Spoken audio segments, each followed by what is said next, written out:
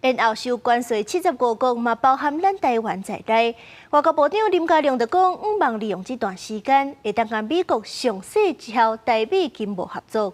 也那总统赖清德嘛以深化台美经贸关系路径图来做题目，导师和彭博社提出应对对顶关税5点，强调讲是有信心会当克服变动。关税谈判上。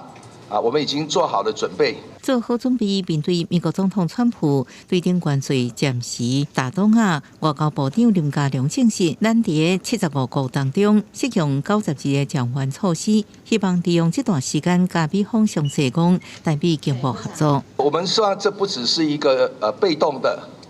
回应，借由美国的庞大的市场他们有很好的科技资金跟人才。那结合成台美联队这样一个联合舰队的方式。总统赖清德也用深化台美经贸关系路线图为题，导师彭博社提出5点应对美方对顶关税，包含降低台美之间所有关税，扩大对美国伫能源、农业、工业、甲军售方面的采购，增加对美国投资，摆脱非关税贸易障碍，加正常回应美方对高科技产品出口管制，甲熟客商品违规转运的问题。罗总统强调，咱有信心，台美共享的经济甲安全利益，应克服国际贸易环境动乱的变局。不只是采购阿拉斯加的天然气我们中油也跟阿拉斯加的公司呢有签订了这个开采合作的意向书，还包括农工产品所以我们会透过投资跟采购来缩短贸易的一个。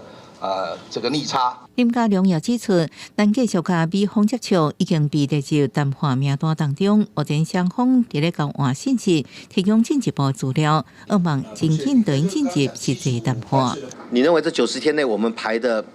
顺序会在优先顺序，还是美国它是按照它自己本身的利益以及跟这些国家的贸易逆差的大小来决定顺位？但是因为我们在几天之前我们已经挂上号，所以